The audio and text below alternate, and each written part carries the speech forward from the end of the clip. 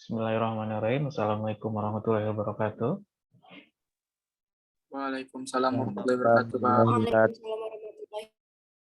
warahmatullahi wabarakatuh. Selamat pagi, salam sejahtera untuk kita semua.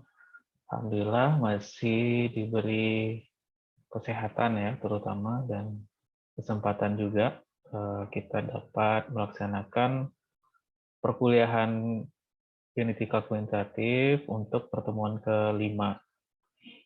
Jadi seperti biasa sebelum kita mulai, tentu kita mengawali dengan berdoa bersama ya, agar apa yang kita pelajari hari ini itu diridhoi Allah, dapat berkah, jadi dibukakan apa ya pikiran, pintu hatinya, jadi apa yang saya sampaikan nanti dapat dipahami bersama.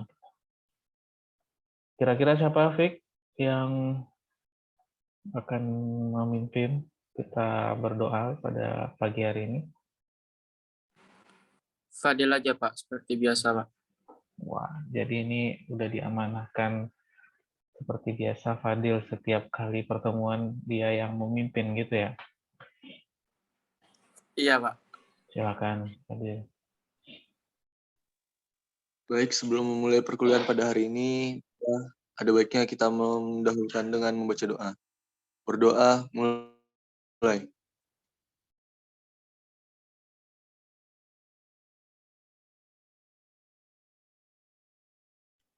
Selesai. Terima kasih Fadil. Untuk tugas yang kemarin itu karena belum semua ngumpul, jadi masih ada yang belum mengumpulkan untuk pembahasannya di hari Jumat nanti ya. Saya minta gunakan lagi ya jam praktikumnya untuk mengejar satu pertemuan lagi. Nanti dari Jumat kita bahas ada yang perbedaan itu loh, yang perbedaan hasil antara nilai ragam aditifnya itu. Izin saya share untuk pertemuan hari ini.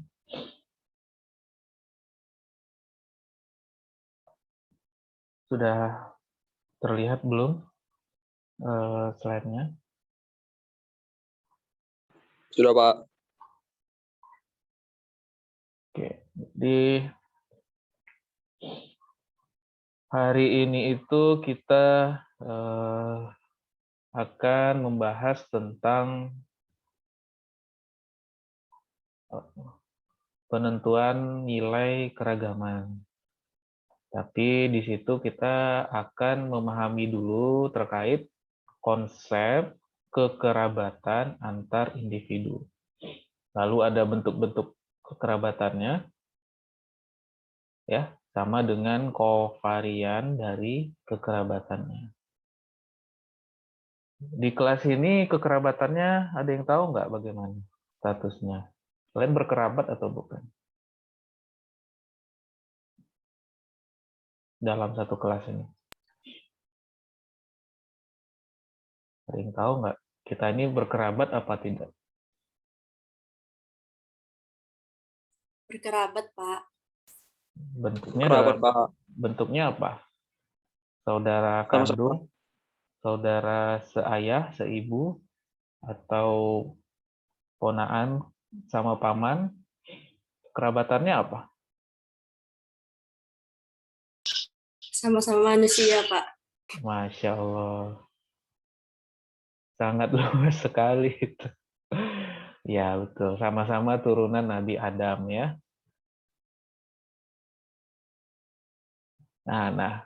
Untuk itu sebenarnya kekerabatan kita itu dekat apa jauh? Nah, itu yang kita pelajari pada hari ini. Makanya saya awali dengan bertanya, kita ini berkerabat apa tidak? Kerabatnya apa gitu?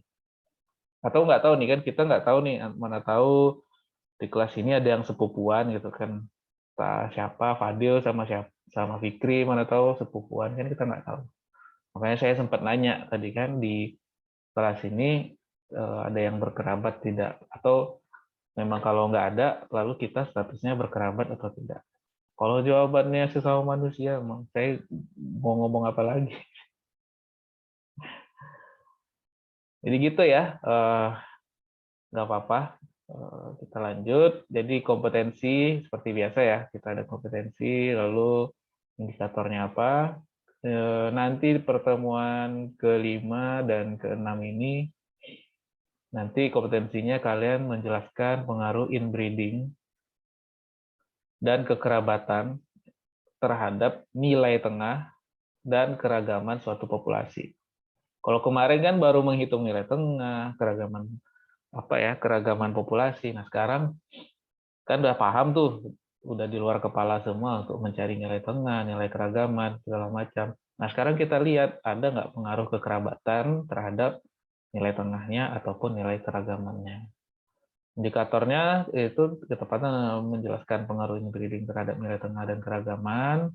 Selain itu juga ketepatan dalam menjelaskan pengaruh kekerabatan terhadap nilai tengah dan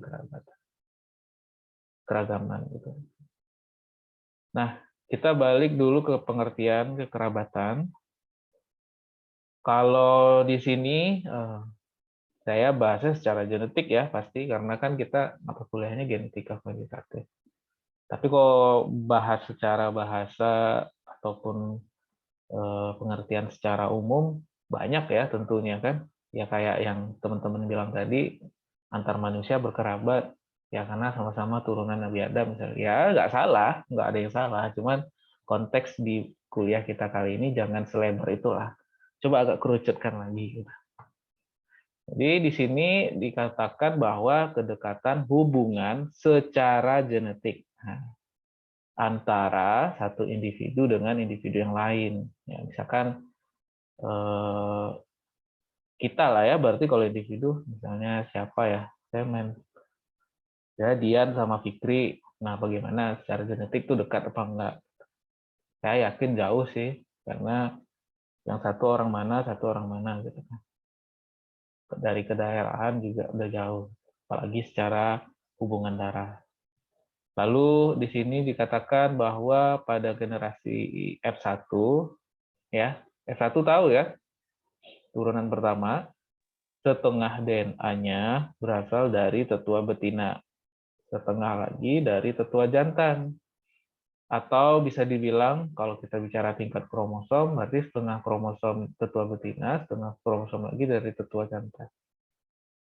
Kalau di manusia berarti ada 48 kromosomnya, berarti 24 kromosom dari ibu, 24-nya lagi dari ayah. Kekerabatan yang paling dekat adalah selfing, karena semua DNA berasal dari tetua yang sama.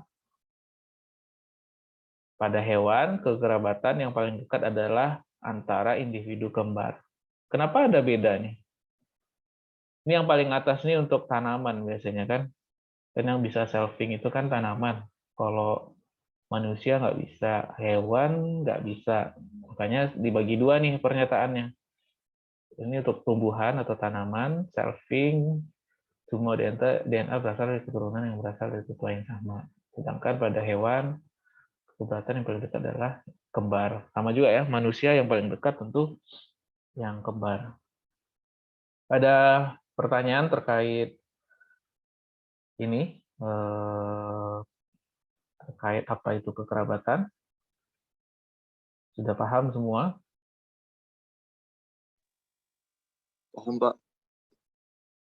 Nah, pertanyaan saya, kenapa pada tanaman selfing yang kekerabatannya yang paling dekat? Kenapa bukan F1 atau hibrida? Apa alasannya? Kan kalau hibrida kan hitungannya setengah-setengah juga kan? Ada yang bisa menjelaskan?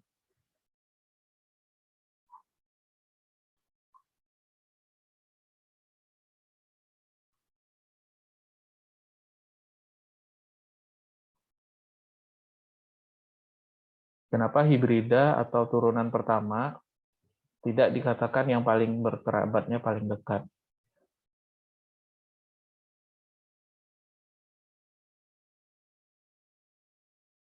Padahal kan dia juga setengah-setengah. Pasti nilainya.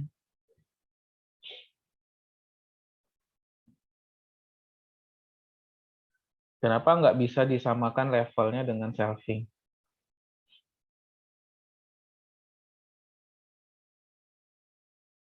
Shelving di sini misalkan tanaman F1 ya. Tanaman F1 di shelving. Ataupun tetua yang di shelving.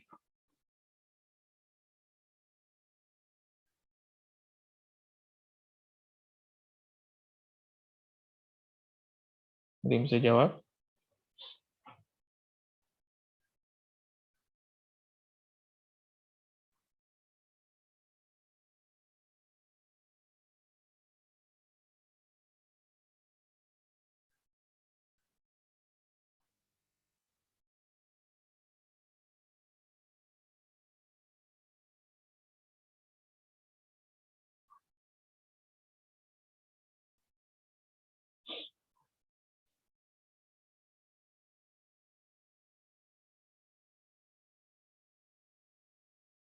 Jadi bisa jawab?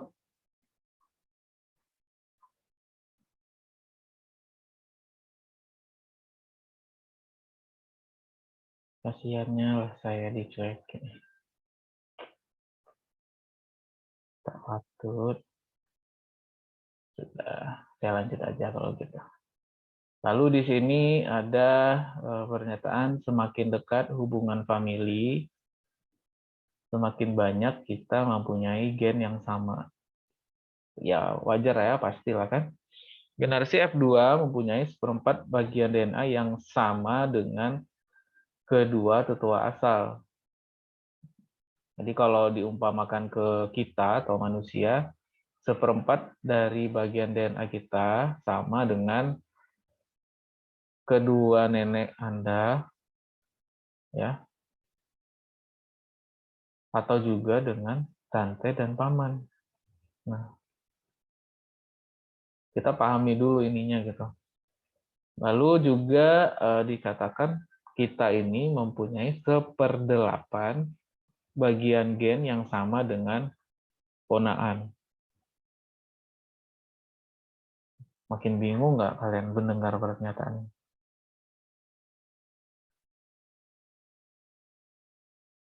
Seperempat DNA kita tuh sama dengan nenek atau kakek.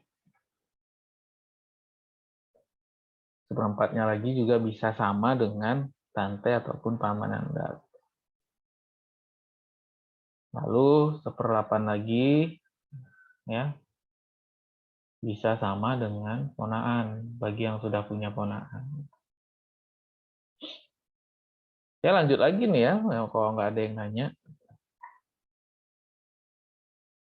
Semakin jauh hubungan kekerabatan, semakin sedikit antara individu mempunyai gen yang sama.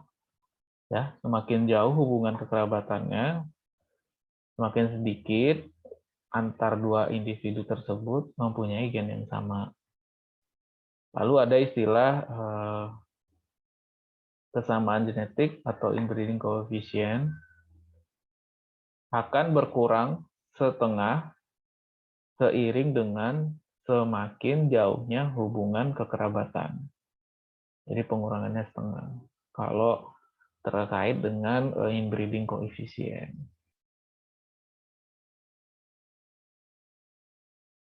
Nah, ini ada tipe-tipe kekerabatan secara umum ya, secara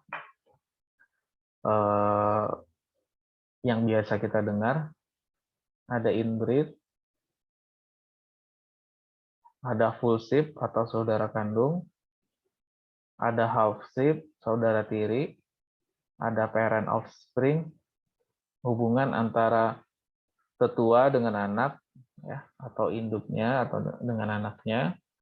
Lalu ada tipe kekerabatan uncle nephew, yaitu hubungan antara ini bisa paman ya, paman ponaan atau bisa juga nanti istrinya paman siapa? Bibi ya, bibi atau tante dari dengan ponaan. Lalu ada first cousins atau saudara sepupu, ada lagi half uncle nephew, anak saudara sebapak atau seibu. Pertanyaannya, dari tipe-tipe kekerabatan ini, apa itu inbreed? Siapa yang bisa jawab?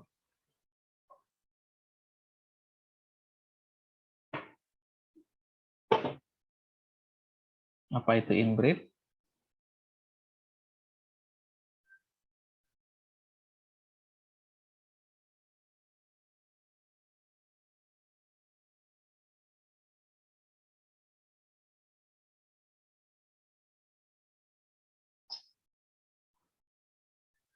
Udah 2 kali saya nanya dicuekin. Apa itu inbreed? Izin jawab, Pak. Silakan. Kalau di tadi saya baru cari itu inbreed itu perkawinan sesama kerabat, Pak. Ya.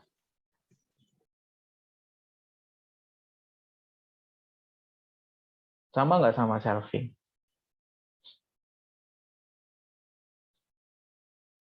Yang dijelaskan nih Yohana. Yohana ya tadi ya? Iya, Pak. Sama nggak sama selfing? Kira-kira.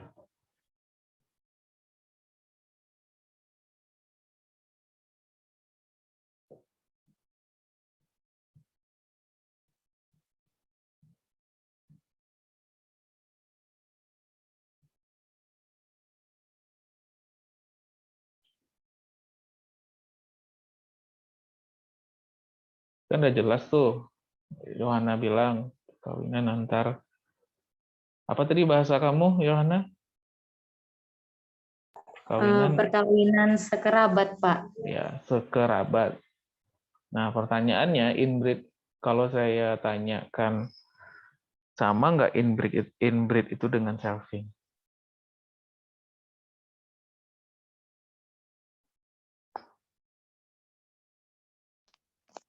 Kalau menurut Fadil beda, Pak. Bedanya di mana, Dil? Kalau selfing kan dia tumbuhan, Pak. Kawin gamet jantan gamet betina dari satu tanaman, Pak. Kalau inbreed ini bisa ke hewan, Pak. Ya. Jadi contohnya hewan ya, jangan manusia. Makanya kalau kalian perhatiin dulu di zaman-zaman ini ya, zaman-zaman dulu orang-orang kerajaan ya, terutama misalkan entah kerajaan di Inggris atau apa kan mereka hanya mau menikah dengan yang keturunannya aja kan. Kalau kalian pernah baca ataupun dengar, ketika mereka hanya menikah sama mereka-mereka saja, banyak dari turunannya itu yang mengalami kemunduran genetik. Dalam artian ada yang apa istilahnya ya, bahasa lebih halusnya itu keterbelakangan mental lah atau apa gitu. Itu pengaruhnya kalau kita pada manusia. Jadi berkurang kualitas gennya karena menumpuk gen-gen yang tidak diinginkan karena kesamaan gen kan.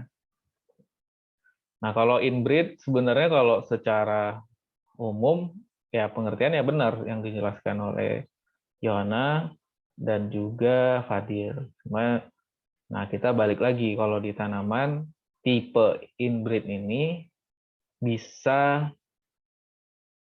dikategorikan sama dengan seperti selfing, walaupun secara pengertian beda ya. Nah, kalau di tanaman inbreed sekali maknanya itu ketika dia selfing. Jadi bisa dikategorikan atau kesamaannya di situ. Lalu kita masuk ke tipe kekerabatan yang tadi. Nah, ini misalkan ini gimana ya jelasinnya ya. Nenek ya, ini nenek, ini kakek, terus nenek punya istri, kakek punya istri lagi gitu, misalkan ya. Kalau zaman dulu kan gitu ya. Banyak kakek-kakek kita dulu itu punya istri lebih dari satu. Nah, misalkan aja nih ya. Jadi misalkan A silang B itu dia dapat anak D, terus ada anak E. Sedangkan dari istrinya yang C ada anaknya F. D sama D ini menikah ya, cuman nggak saya gambarkan. Punya turunan G. Begitu juga dengan E. dia punya keturunan HF juga begitu I. Nah, di sini coba kita pahami ya. Jadi hubungan D dan E itu adalah full ship. Tadi apa full ship? Bahasa Indonesianya. Saudara kandung, Pak. Saudara Kandung. kandung. Kandung karena sama-sama tetuanya atau orang tuanya A dan B.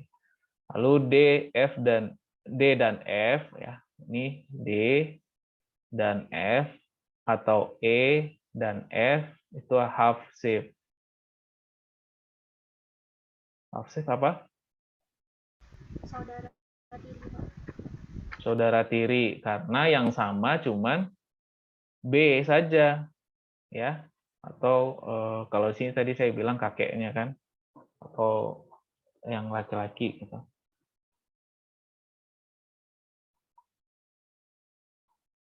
Jadi kalau D sama F atau E sama F itu saudara tiri. Nah, ada lagi E dengan G. Itu hubungan antara paman dengan ponaan. Kalau G dan H itu hubungannya adalah apa? Sepupu gitu. Ya, itu sepupu. Sedangkan H dan I half uncle nephew gitu. Bingung kan? Karena dia beda nenek di sini udah gitu. Makanya jadi half uncle nephew. Nanti kita masuk hitung-hitungan, sabar. Kalian kayaknya menunggu yang hitung-hitungan ya. Jadi ini baru memahami saja dulu konsep dan tipe kekerabatan. Lalu kita masuk lagi ke, nah ternyata orang sudah mencoba memperhitungkan yang namanya dengan kekerabatan. Jadi ini ada rumus atau persamaan ataupun kesamaan Coker-Ham dibilang kalau inbreed itu 1 dikali dengan keturunannya. Nah, dari Ken Thorne ini dia menentukan F itu sama dengan 0. Jadi intinya bukan keturunan keberapa. Jadi kalau inbreed itu kalau ini dianggap 0, dia nggak ada kan? Makanya inbreed itu dihitung 1 samanya. Jadi 100% sama misalkan. Lalu ada full shape, jadi 1 tambah F dibagi 2. Kalau dia F-nya dianggap 0, berarti 1 tambah 0, 1 dibagi 2. Ini peluangnya ya, maksudnya kekerabatannya itu bisa sampai setengah DNA sama dengan saudaranya. Kalau turun lagi ke half shape, saudara tiri, persamaan Coker-Ham itu 1 ditambah F dibagi 4. Ini harusnya seperempat ya, ini salah ketik saya ini. Ini seperempat, nanti tolong diganti saja kalau yang mencatat. Lalu ada parent offspring, setengah, dianggap 1 di sini. Kok jadi salah semua ya? Nggak apa, nanti saya perbaiki dulu selanjutnya. Lalu ada uncle nephew, setengah, harusnya ini seperempat. Lalu first cousin-nya 1/8, begitu juga dengan saudara seibu. Gitu. Ini hanya ini ya, kita mau gunakan kesamaan yang mana. Gitu. Ini hanya pendapat atau dari para ahli aja gitu. Kadang kita mau pakai yang mana gitu. Lalu hubungan kekerabatan dan status genetik, ya ini hanya pernyataan-pernyataan ini aja menguatkan saja, di mana semakin dekat hubungan kekerabatan, semakin besar kesamaan genetiknya, pastilah kan. Semakin jauh kekerabatan, semakin besar ketidaksamaan genetiknya. Hanya kebalikan dari yang atas. Lalu ini akan berpengaruh kepada komponen keragaman suatu populasi asal. Kekerabatan digunakan untuk menentukan kovarian kekerabatan. Kovarian kekerabatan digunakan untuk menduga nilai komponen keragaman pada populasi asal. Ini teorinya. Nah, kegunaan selama ini kan kita hitung-hitung tuh ada ragam genotip, ragam fenotip, ada ragam aditif kan, kemarin ada ragam dominan. Nah, itu gunanya apa sih sebenarnya di kuliah kita itu atau di ilmu genetika kuantitatif? Kegunaannya itu menentukan variabilitas suatu populasi atau populasi yang dikembangkan dari populasi tersebut. Lalu kita juga bisa menduga nilai heritabilitas, lalu juga memfasilitasi kegiatan seleksi dengan mudah. Jadi kalau kita sudah tahu variabilitasnya, lalu kita juga sudah tahu heritabilitasnya, memudahkan kita untuk menarik kesimpulan untuk melakukan kegiatan seleksi.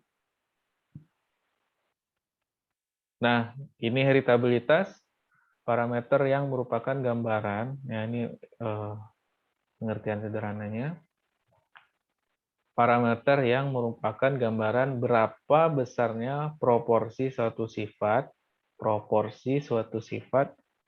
dapat diwariskan pada generasi berikutnya. Itu secara pengertian sederhananya, di mana nilainya ditentukan dengan mencari rasio antara besarnya ragam genotip, ini ya, kan VG kan, ragam genotip terhadap ragam total atau ragam fenotip. Kalau kemarin kan kita mau ragam fenotip tuh mencarinya ragam E plus ragam E. Makanya di sini untuk menentukan nilai heritabilitas, BS ini ada yang pernah dengar nggak? Istilah H kuadrat BS. Belum, Pak. Jadi BS itu merupakan singkatan dari broad sense, heritabilitas dalam arti luas.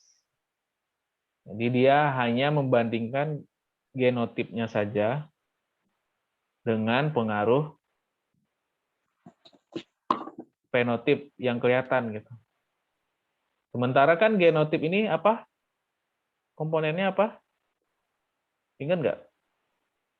Ragam G sama dengan ragam apa tambah apa tambah apa.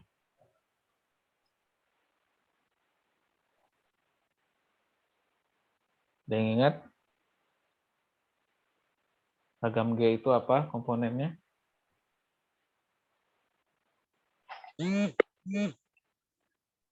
Ragam aditif ditambah ragam dominan. Ya, ada yang kurang. Satu lagi tuh, Yan.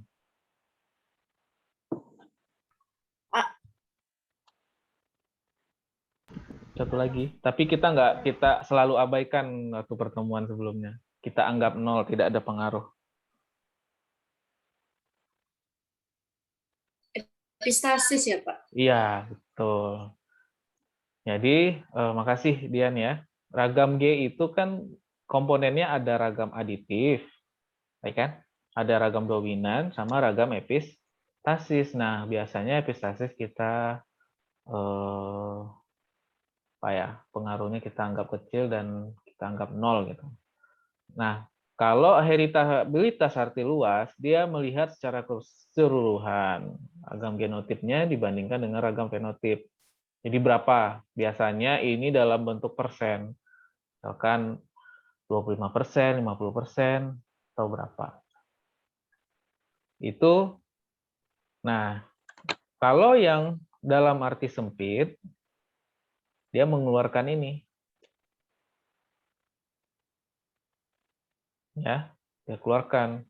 Jadi dia hanya membandingkan ragam aditif dengan ragam fenotipnya.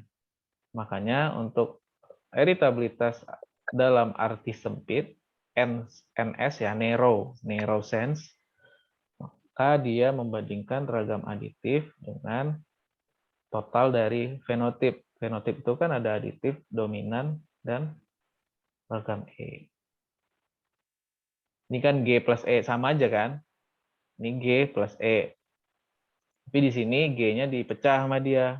Ada A sama aditif sama D-nya dominan.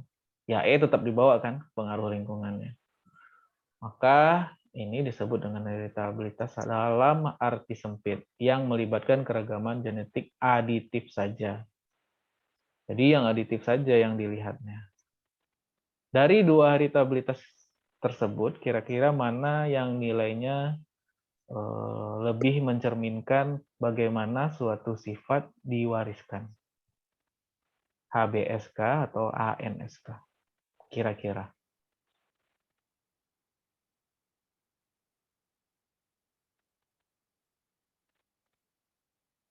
Kan tadi dikatakan heritabilitas bagaimana suatu karakter atau sifat diwariskan terhadap keturunannya.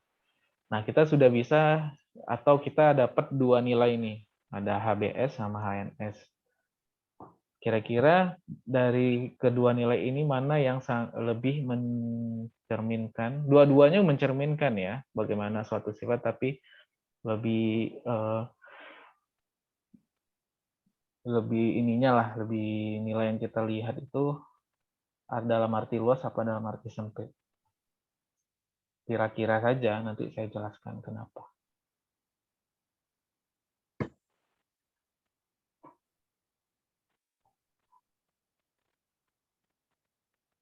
Yang bisa jawab?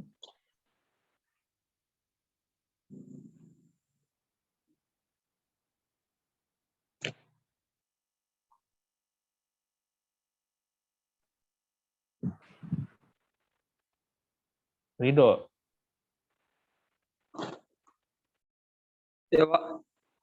Bisa, kamu udah open mic, silahkan jawab. Sorry ketekan tadi, Pak.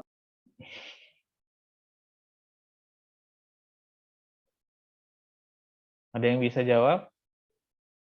Kira-kira mana yang lebih mencerminkan suatu sifat itu diwariskan? Dilihat dari G saja, atau dilihat dari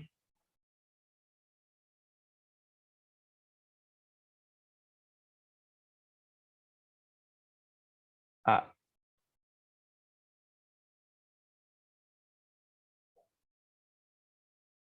G ini genotip ya, atau genetik. Tapi genetik itu kan di dalamnya ada pengaruh aditif, ada pengaruh dominan. Kira-kira mana yang lebih dipercaya atau lebih valid datanya, atau bisa kita gunakan untuk menentukan suatu karakter diwariskan atau tidak.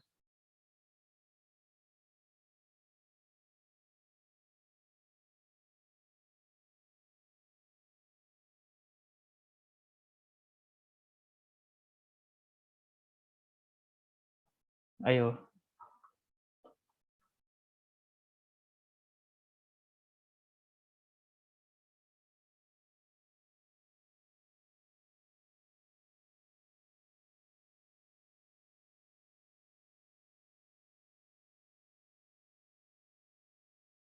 Kalian nggak pernah lihat apa baca jurnal atau apa gitu, heritabilitas kata dia.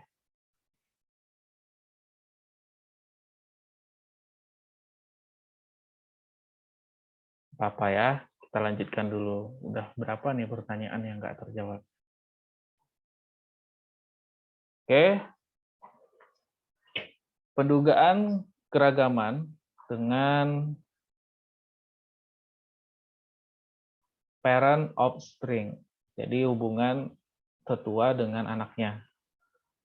Bagaimana sih cara duganya? Yang pertama bisa dengan menghilangkan, maksudnya ini langkah-langkahnya ya.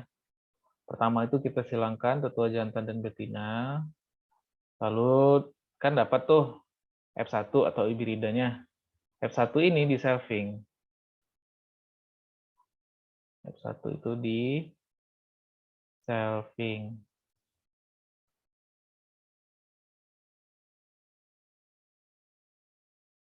Kok jelek ya gambarnya?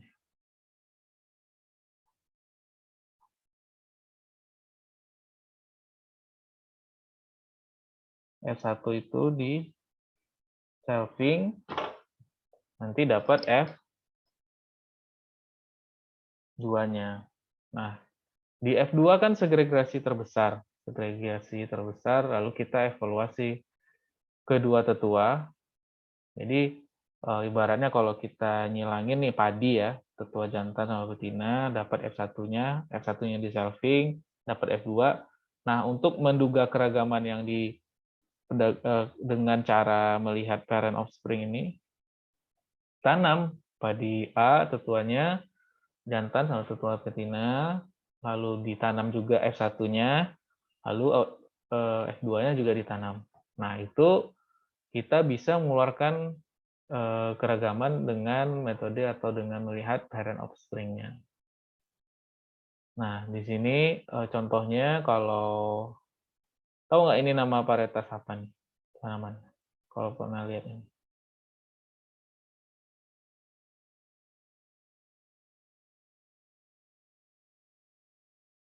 Biasanya varietas apa nih?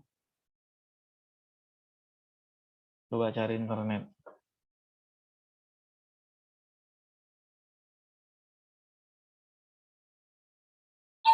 Kedelai, Pak. Iya, kedelai. Ini sering digunakan Prof. Aslim sini, tetua-tetua kipas putih Malabar. Jadi di sini kita mencontohkan umur panen untuk untuk tetua satunya kipas putih, P2-nya Malabar, lalu ada F1-nya, lalu ada F2-nya. Nah, ini kita misalkan masing-masing ini ditanam 10. Nah, kita amati kipas putih itu tanaman nomor 1 97, tanaman nomor 2 88, nah sampai tanaman nomor 10. Begitu juga dengan Malabar, kita amati sampai tanaman 10, lalu F1-nya juga, lalu F2-nya juga. Nah, ini merupakan total dari masing-masing umur panennya. Jadi ini untuk menghitung jumlah kuadrat. Ya, jumlah kuadrat itu kan dikuadratkan nilai masing-masingnya.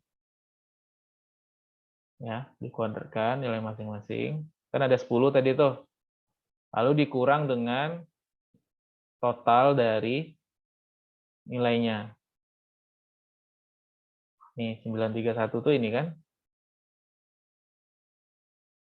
Jadi ini dikuadratkan, kuadrat, kuadrat, kuadrat. Itulah makna jumlah kuadrat itu. Kuadrat dikuadratkan. Ini dijumlahin. Dibagi dengan total yang nilai umur panen, tapi dikuadratkan, dibagi jumlah tanamannya. Nah, ini dapatlah KT-nya 96,9. Jumlah kuadratnya 96,9 jumlah kuadratnya. Nah, untuk menghitung kuadrat tengah, saya nggak tahu. Kalian udah ngambil rancop belum sih? Sudah, Pak. Udah di luar kepala kan menghitung JK, KT, DB gitu-gitu kan? Di luar kepala itu. Insya Allah, Pak. Insya Allah ya. Nah, kita mengeluarkan keragaman atau kuadrat tengah dari setiap generasi. Ini baru tetua 1 ya. Lalu KT itu kan JK dibagi DB kan sebenarnya kan. DB di sini karena kita populasinya tidak pakai ulangan dan segala macam, ya jadi kita tinggal kurangin aja 10 kurang 1 kan. 10 kan jumlah datanya 10. Kok kurang 9 sih? Saya mau nulis 1. 10 dikurang 1, makanya di sini dibagi 9. Nah, inilah dia KT untuk P1. Kita lanjut, untuk P2 sama, totalin, kuadratin kan, total kuadrat ditambah sampai data ke 10. Dibagi dengan total nilai umur panen, dibagi dengan N. Dapat nilainya 92,4, lalu KT-nya tinggal dibagi ya, 92,4 JK dibagi N kurang 1. Karena datanya 10, tentu dibagi 9. Nah, ini KT untuk P2. Begitu juga untuk F1. Tidak dapat nilainya ya. Nah, ini untuk KT F1. Nggak usah saya rincikan. Lalu ini ada nilai untuk F2-nya. Dapatlah KT F2. Nah, tujuannya apa sih? Udah dihitung JK sama KT. Gunanya di sini.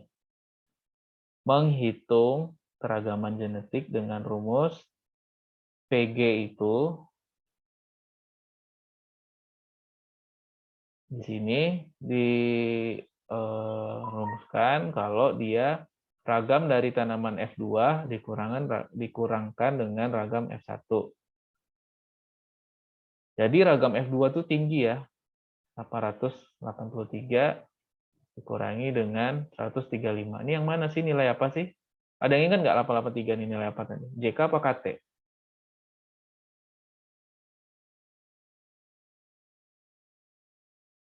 883 itu adalah nilai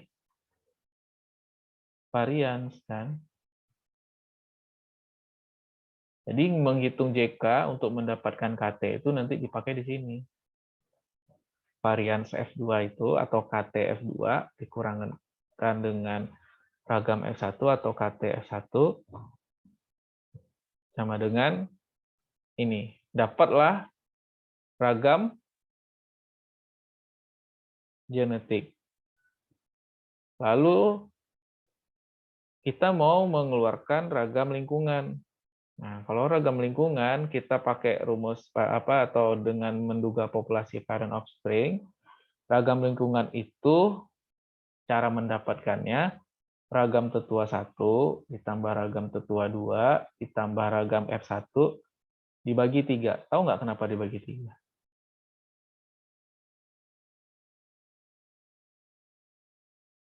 Ada yang bisa jawab kenapa dibagi 3?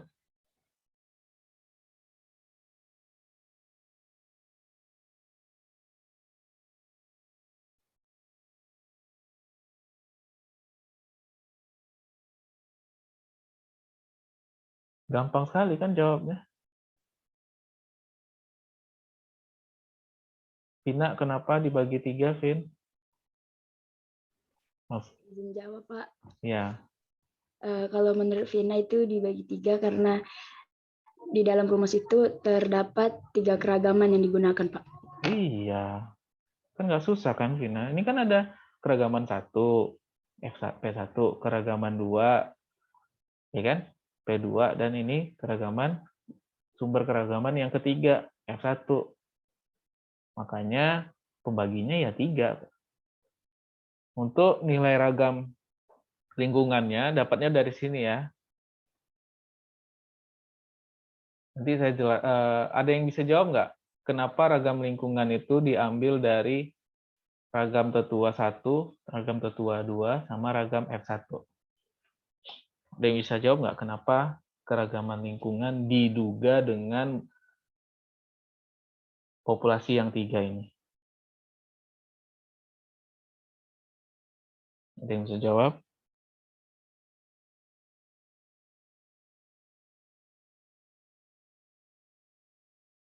Dian tumbang ya. Sing.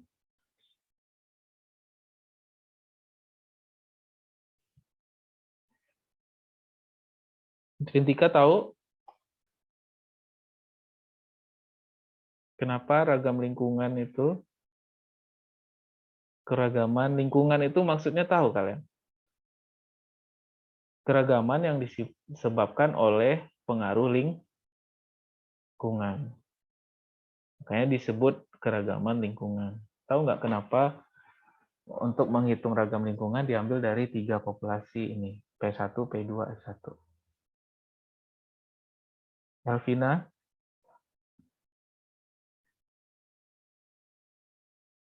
Ada orangnya? Kurang tahu. Kurang tahu. Yulia?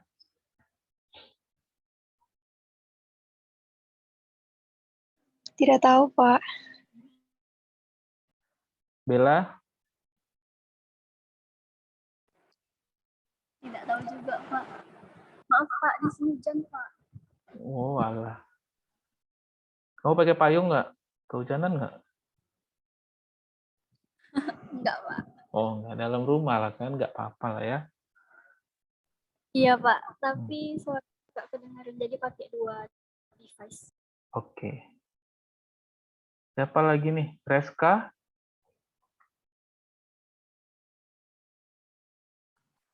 Iya, Pak. Tahu kenapa ragam yang disebabkan oleh lingkungan kita keluarkan atau duga dari 3 populasi ini? Tetua 1, tetua 2, dengan F1.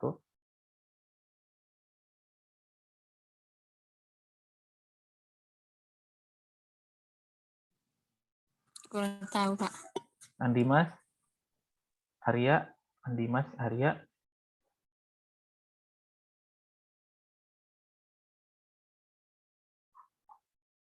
$19 orang nggak ada yang tahu. Andimas?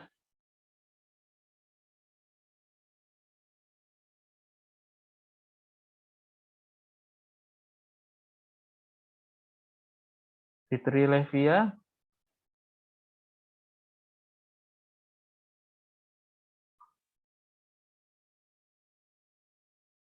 Fitri Levia?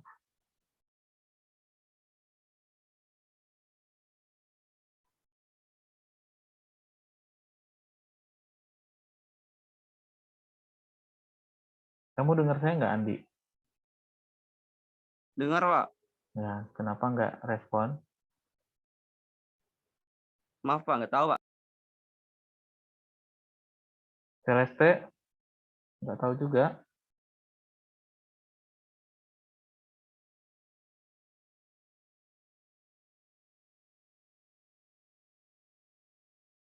Ada Celeste, udah keluar ya? Jaringan dia, Pak. Oh, yang jaringannya bagus nih barusan ngomong, Dian. Kenapa, Yan?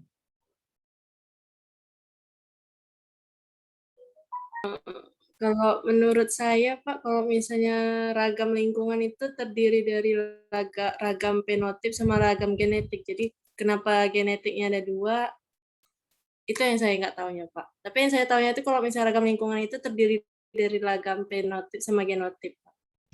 Ya, pertanyaannya kenapa kalau pada parent offspring ini kita menduga keragaman lingkungan, itu beda ini ya, Dian ya. Makanya di depan saya bilang pendugaan keragaman kalau kita menggunakan atau melihat metode parent offspring. Kalau yang kemarin itu kan kita nggak melihat itu, kita hanya melihat dari suatu populasi besar gitu kan, tanpa melihat itu tetua atau anaknya atau turunan keberapa. Gitu.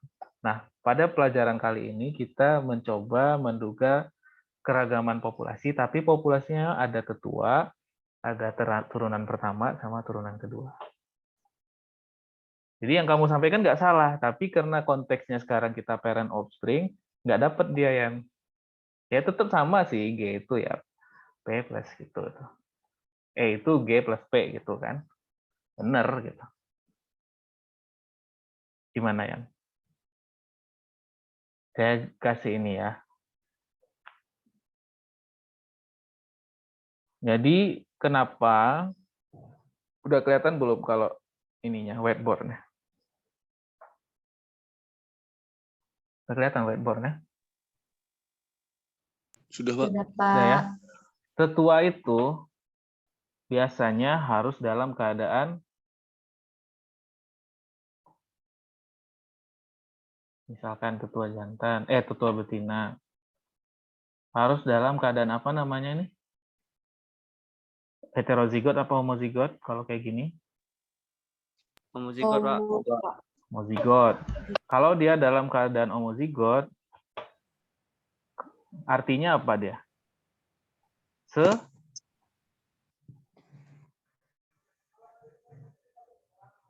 Seragam. Iya dong, dia kan tidak berbeda secara genetik kan? Nah, lalu misalkan, paham nggak sampai sini dulu? Saya mau menyampaikan kenapa tetua itu saya katakan seragam. Paham nggak konsepnya? Karena secara genetik dia sudah homozigot. Ya. Paham ya? Itu pegang dulu. Nah, saya lanjut. Ini di silang. Lalu ada F1. Benar nggak? Benar, Pak.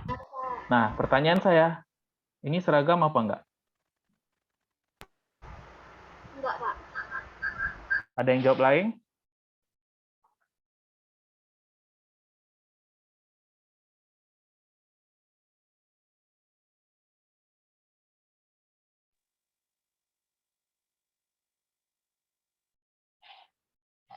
Elvina ini apa? Seragam, Pak. Seragam? Siapa yang bilang seragam tadi? Fadil ya? Fadil, Pak. Kenapa Fadil ini seragam? Karena semua A besar A kecil, Pak. Semua hetero, Betul. Pak, anaknya, Pak. Semuanya heterozigot kalau kita tanam. Kan genotipnya A besar A kecil. Dia juga seragam. Ya, karena kan F1 ini tahu kan turunan dari apa? Ingat nggak yang genetika? Gametnya apa? A besar sama gini kan? Gamet betina, gamet jantan. Nggak ingat nggak? Kan ini silang sini, ini silang sini, ini silang sini, gitu kan? Ini silang sini. Hasilnya apa? 100% A besar A. Betul nggak? Kalau saya salah ingatkan ya.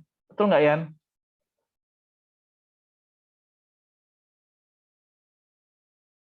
Bilang sih Dian. Apa nih yang aneh? Betul nggak, Vintika? Betul, Pak. Betul ya. Makanya F1 juga seragam. Ini saya hapus dulu. Ini kalian harus pegang benar-benar ini. Nah, pertanyaannya ini kalau di selving, hasilnya adalah F2. Apa yang terjadi di sini? Fadil. Enggak seragam anaknya, Pak. 121, Pak. 121 kan? Ada A besar, A besar, A besar, A kecil, A kecil, A kecil. A besar, A kecil 2 kali kan? Lalu ada kecil 1. Ini ada 2, ya kan? Ini dia tidak seragam. Nah, pertanyaannya tadi saya balikin. Kenapa yang ini 1, 2, 3 digunakan untuk menduga ragam lingkungan? Dia bisa jawab dari yang saya jelaskan ini.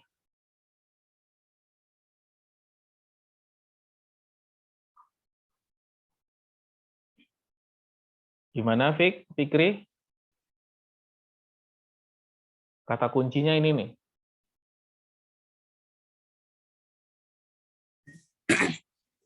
Enggak tahu, Pak. Ina tahu?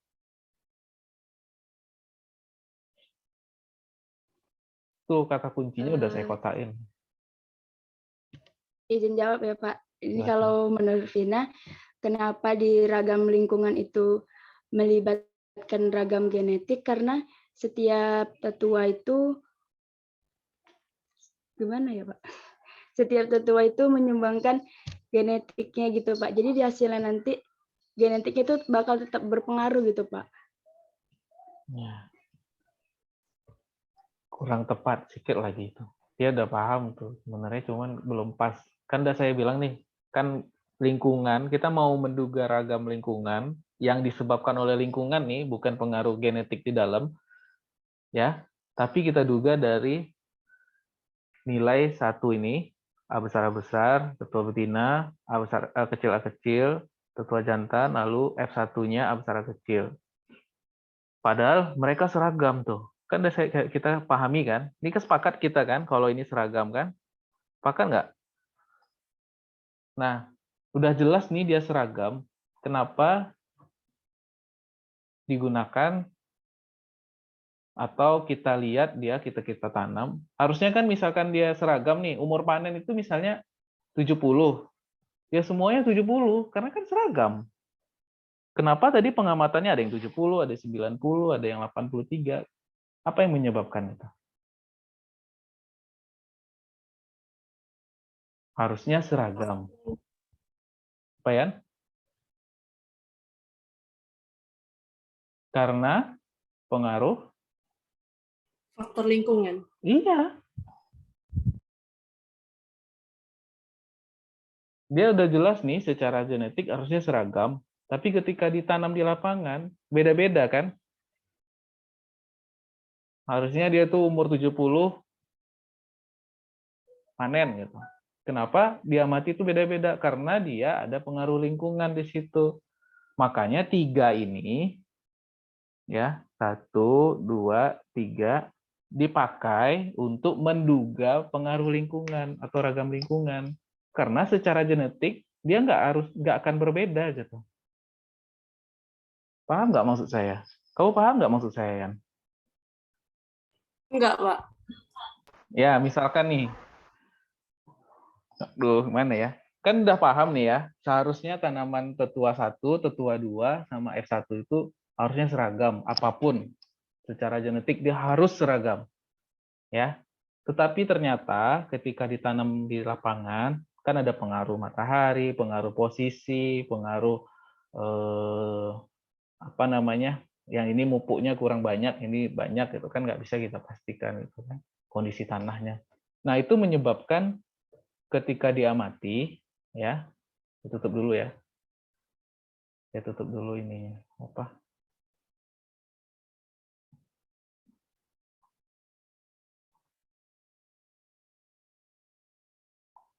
Whiteboard. Nah.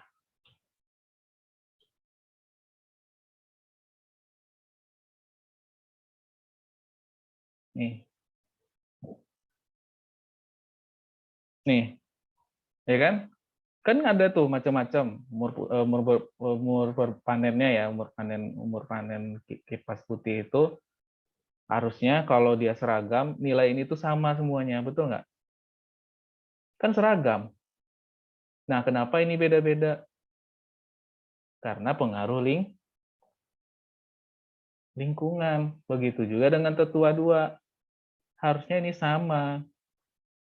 Tapi dia dipengaruhi oleh lingkungan. Begitu juga dengan F1. Harusnya dia sama, tapi pengaruh lingkungan. Sedangkan F2, ini kan terdiri dari A besar,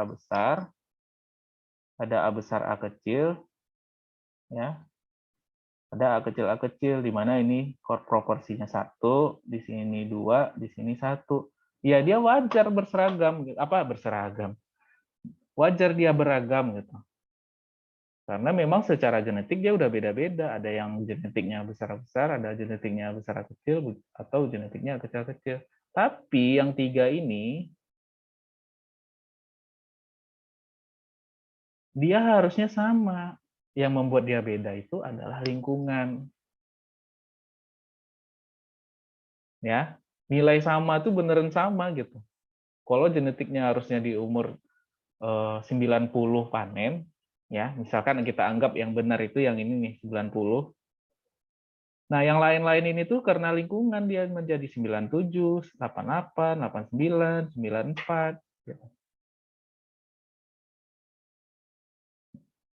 Makanya untuk menduga keragaman yang disebabkan oleh lingkungan, kita menghitungnya dari yang 3 ini. Tetua 1, tetua 2, tetua F1, karena ketiganya ini harusnya tidak ada keragaman. Jadi keragaman apapun yang terjadi di populasi tetua dan F1 itu murni karena lingkungan. Makanya untuk menduga keragaman lingkungan, kita pakai 3 populasi ini. Dapatlah ragam lingkungannya 52,141. Masih bingung? Nggak apa-apa. Ini kita pelan-pelan, makanya saya bilang belajar genetika kuantitatif pelan-pelan.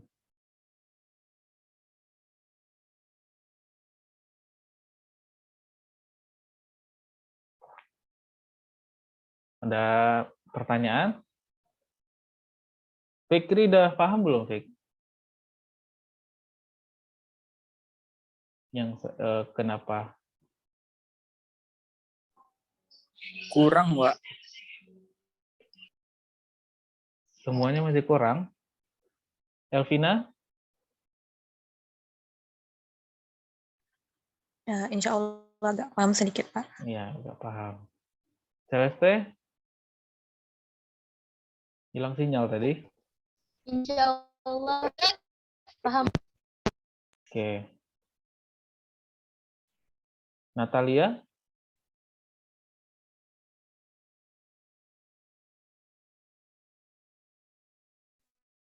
Masih kurang paham, Pak. Kurang paham. Gimana ya caranya mensederhanakannya lagi ya?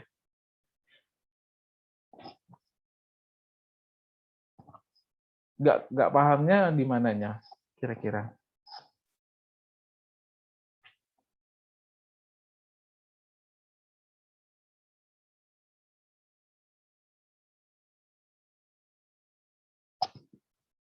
Natalia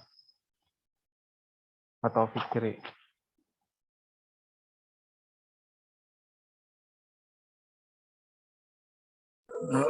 Maaf, Pak. Apa tadi, Pak? Nggak pahamnya tuh bagian yang mana?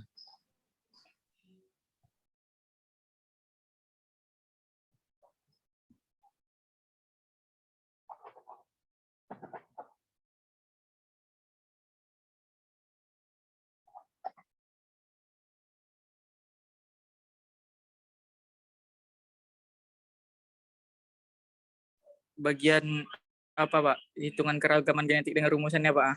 Tadi nggak jelas pas Bapak menjabarkan rumus itu, Pak. Rumus yang mana? Maksud apa VG VF2 ini, Pak?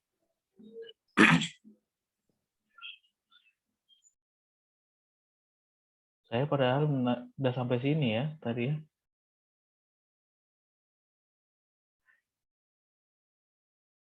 Ragam genetik ini ya. Jadi, kok saya langsung.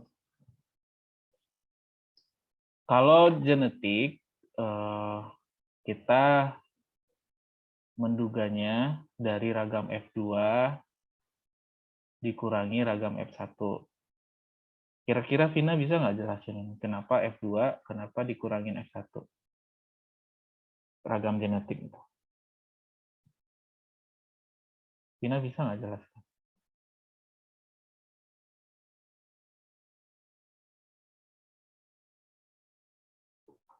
Vina, Iya, Pak. bisa jelaskan?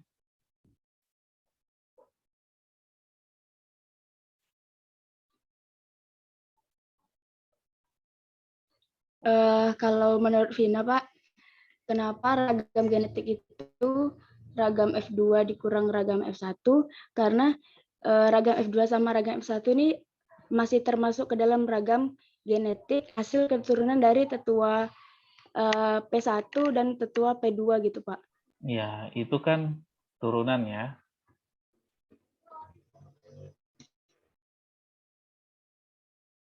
Turunan kan? Kalau kita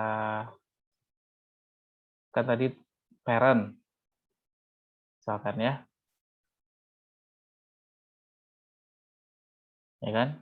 Dapat F1.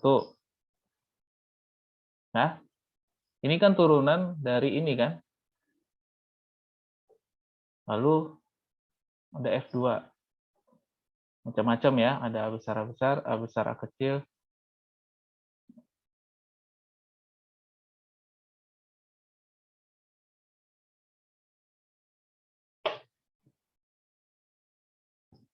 Ini F2.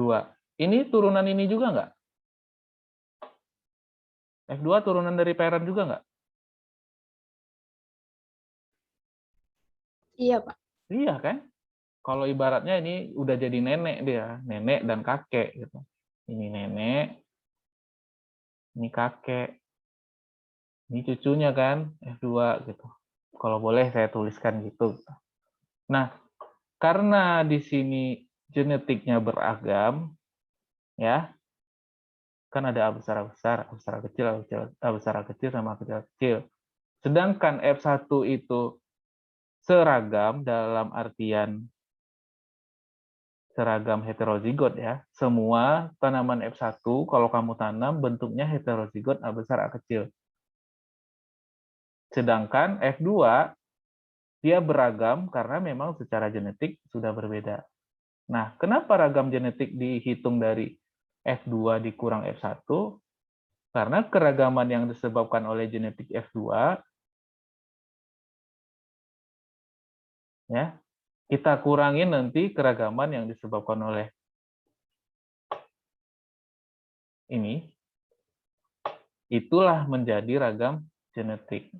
Karena kita mau cek keragaman yang ada di F2 ini dikurangin dengan ragam F1 yang harusnya seragam, itulah nilai ragam genetiknya. Karena kita kan melihat keragaman yang ada di F2 kan? Kan kita bilang dia beragam. Karena secara genetik sudah beragam. Ada yang besar A besar, ada yang A besar A kecil, ada yang A kecil saja. Nah, keragaman genetik dari populasi parent F1, F2, ya satu-satunya cara ya kita harus mengurangi F2 dikurangin F1. Karena F2 ini hasil turunan dari F1. Kenapa F1 nggak bisa dikurangin dengan P1? Karena nggak ada keragaman kan? Ininya seragam, ininya seragam, ininya seragam. Kenapa nggak bisa langsung F2 dikurangi dengan parents-nya? Karena nggak hubungan langsung kan? Hubungan langsung itu ya F1 sama F2.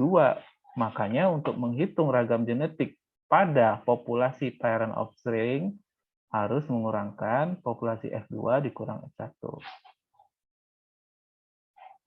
Itu untuk menghitung ragam genetik. Karena genetik yang berbeda itu ya F2 antara F1. Kalau F2 dikarenakan genetiknya, dikurangin dengan F1 yang sebenarnya harusnya seragam, kita kurangin kan. Ragam F1 ini kan bentuknya lingkungan. Nah, itu yang kita kurangin. Nggak bisa kita langsung kurangkan ke parents-nya, karena kita mengurangkan sama kakek neneknya, nggak dapet nanti. Gitu, Fik. Baik, Pak. Itu untuk ragam genetik ya. Kita mau lihat ragam genetiknya itu keragaman genotip ini kurangkan sama F1.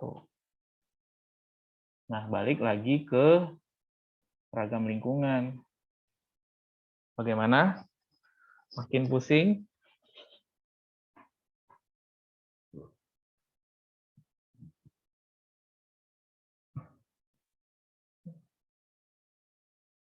Kalau ragam lingkungan, kita keluarkan dari populasi yang harusnya secara genetik seragam, tetapi ketika ditanam, dia beragam karena efek lingkungan, karena pengaruh lingkungan.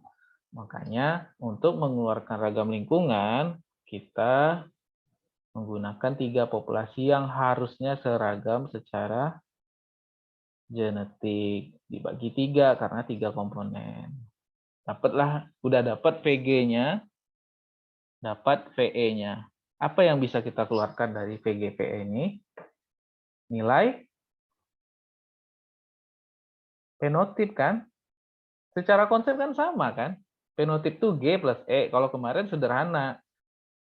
Populasinya hanya satu populasi. Nah, sekarang populasinya ada tetua, ada F1, ada F2. Sebenarnya konsepnya ini lagi kan? fenotip G plus E. Gitu. Nah, tinggal tambahkan 748 ditambah 52, hasilnya 800. Ini ragam fenotip. Setelah ragam fenotip dapat, apa yang bisa kita keluarkan? Nilai apa? Heritabilitas. Heritabilitas, benar. Cuman nggak saya tampilkan, nanti tinggal dicari ya.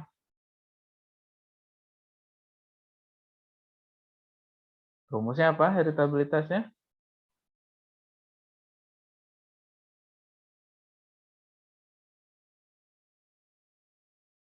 Apa? Tadi heritabilitas rumusnya kita selesaikan di sini ya.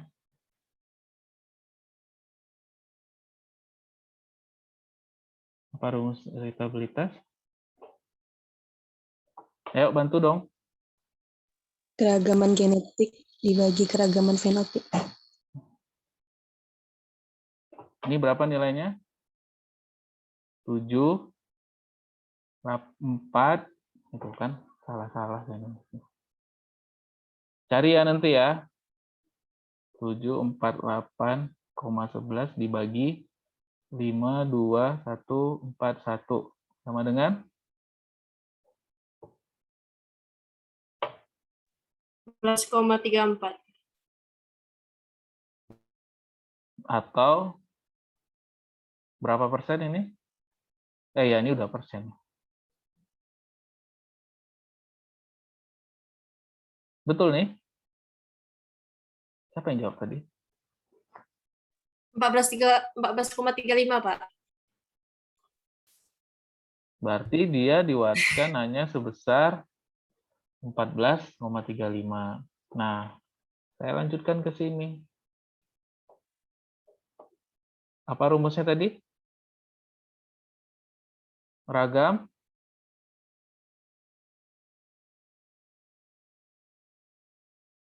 aditif dibagi ragam adiktif ditambah ya. Siapa itu? Tambah ragam dominan, Bella ya? ya Pak. Ragam aditif tambah ragam dominan ditambah ragam lingkungan. Betul nggak, Bel? Betul Pak. Nah, nilainya berapa? Ragam aditif berapa tadi?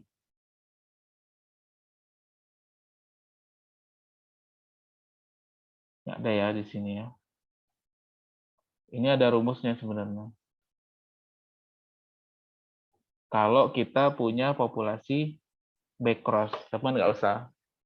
Ini kan rumusnya untuk heritabilitas arti sempit. Cuma di populasi parent offspring, kita nggak bisa mengeluarkan ini. Ada caranya nanti. Cuman sampai sini aja dulu kita. Ya, jadi hanya 14,35% yang diwariskan ke turunannya. Jadi misalnya F2,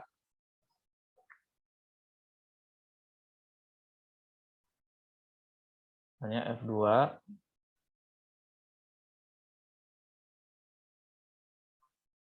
kita pilih yang ini kan, karena biar cepat panennya kan,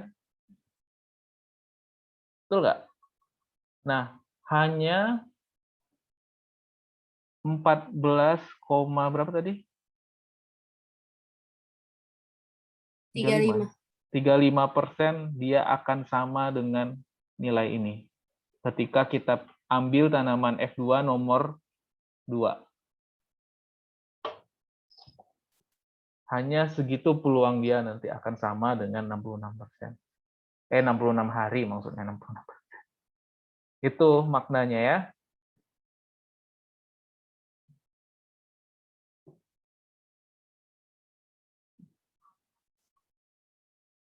Ada pertanyaan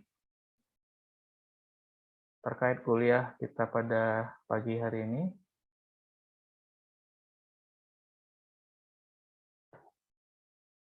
Ada pertanyaan? Pak, izin bertanya, Pak. Silakan. Itu kan yang di PPT ini kan kita cari ragam fenotip sama dengan ragam genetik ditambah ragam lingkungan kan, Pak.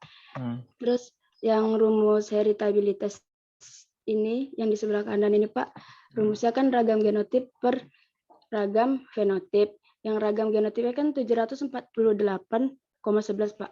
Ragam fenotipnya itu memangnya 52,141 atau bukan 800, Pak? Nah, untung kan saya nggak fokus nih. Betul yang dikatakan Vina, harusnya nilainya bukan dibagi 52 ya. Makasih ya Vina ya. Iya, Pak. Ini dibagi. Untung Vina enggak. Enggak, saya udah kelepas aja.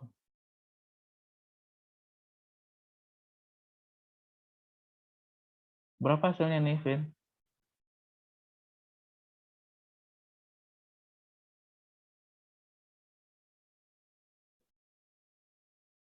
Atau siapa tadi yang jago ngitung?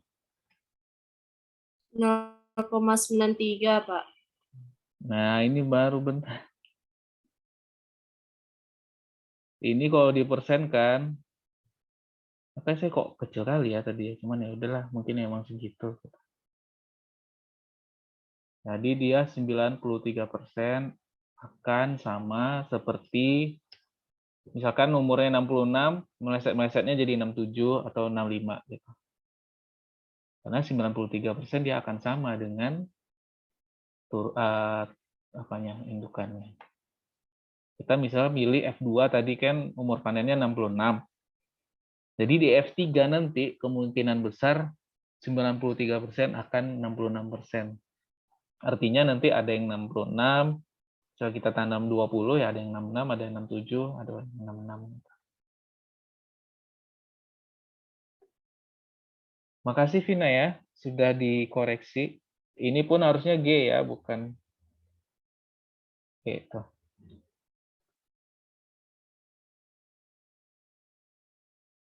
Terima kasih sekali lagi Vina ya, sudah cukup jeli, sudah melihat berapa nilainya.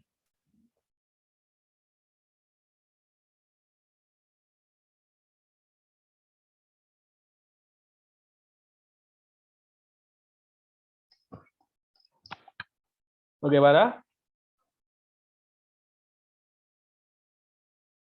Paham ya?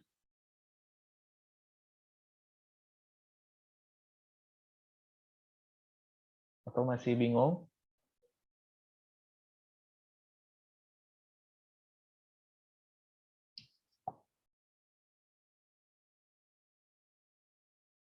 Fikri, gimana Fik?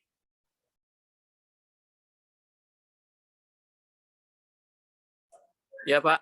Bagaimana? Kalau kita punya populasi parent offspring, cara mencarinya seperti ini ya nanti. Baik, Pak. Ada pertanyaan? Fik? Sepertinya tidak, Pak. Yang lain? Intika?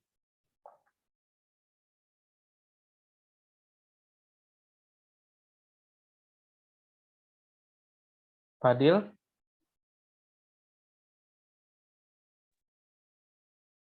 Pas, Pak. Aldo?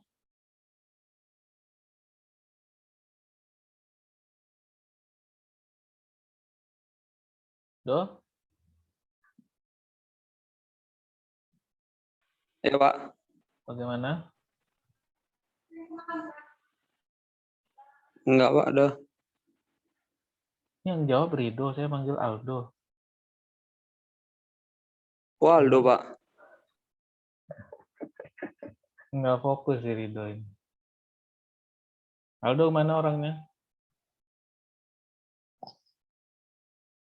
Yohana gimana?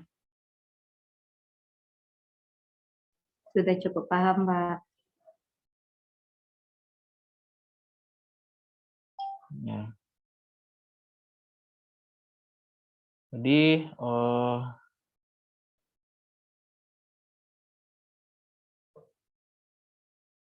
kalau memang tidak ada yang ditanyakan, saya rasa cukup ya perkuliahan kita pada hari ini. Atau Dian ada pertanyaan? Pas, Pak. Celeste? Pas, Pak. Siapa yang manggil?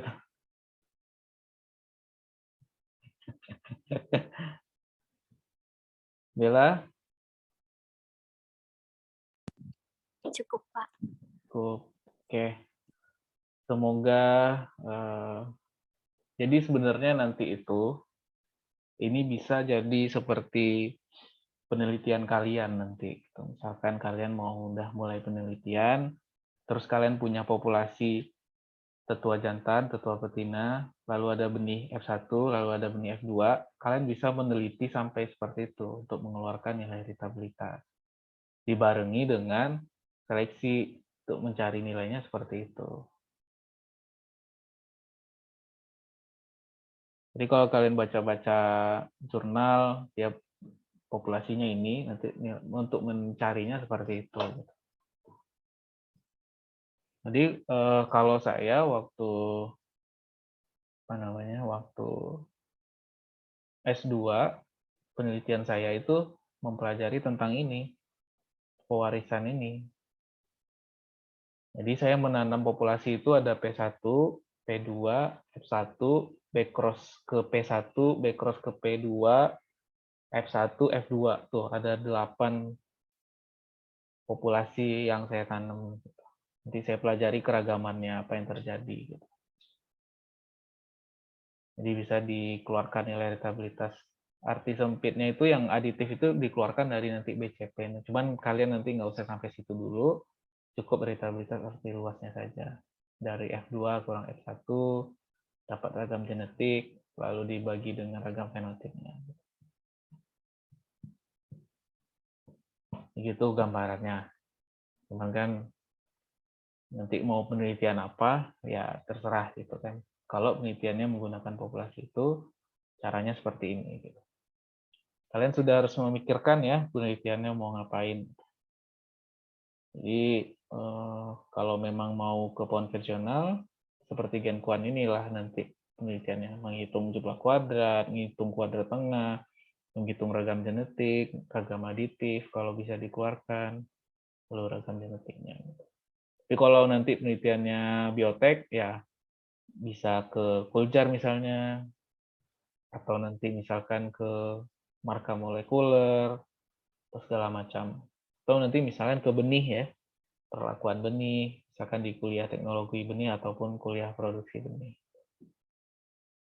Itu gambarannya ya. Jadi kita kuliah ini nanti akan digunakan sebenarnya di penelitian. Nanti biasanya ketika sudah terlibat sama penelitiannya langsung baru nanti akan lebih. Nah, nanti di praktikum, kita kan belum praktikum nih. Di kelas ini A kan, di kelas B itu Prof. Aslim langsung yang handle praktikum, begitu juga nanti kelas ini, nanti saya juga yang langsung handle. Cuma kita belum mulai, saya usahakan mulai di minggu depan, karena minggu ini masih kita pakai untuk mengganti perkuliahan yang saya cancel sebelumnya. Itu ya Fikri ya. Nah, nanti di praktikum, saya ajarin real pakai data penelitian. Ini ada data penelitian, saya ajarin cara menghitungnya, nanti kalian ikuti di rumah pakai Excel, nanti kalau bisa pakai software SAS, saya coba share software SAS-nya nanti. Jadi kita menghitung secara langsung. Nanti minimal Excel dulu lah, mengeluarkan ragam, jumlah kuadrat, kuadrat tengah gitu. Ya, jadi hitungnya bukan manual kayak tadi ya. Nanti kita manfaatkan Excel. Mungkin itu nanti kita terkait menghitung yang populasi sederhana ataupun populasi parent offspring, kita hitung nanti pakai Excel. Nanti praktikumnya mudah-mudahan lebih paham. Tapi sekarang kita memahami konsepnya saja dulu. Gitu. Ini seperti itu, Fikri. Ada yang ingin didiskusikan? Cukup? Sudah 11.38? Cukup, Pak. Oke, kalau begitu kita sudah perkuliahan kita pada pagi hari ini. Ini udah ditetapkan berarti Fadil ya? Iya, Pak. Silakan Fadil, kita mulai dengan doa, kita tutup lagi dengan doa. Baik, untuk menutup perkuliahan kita pada siang hari ini, marilah kita tutup dengan membacakan doa. Berdoa, mulai.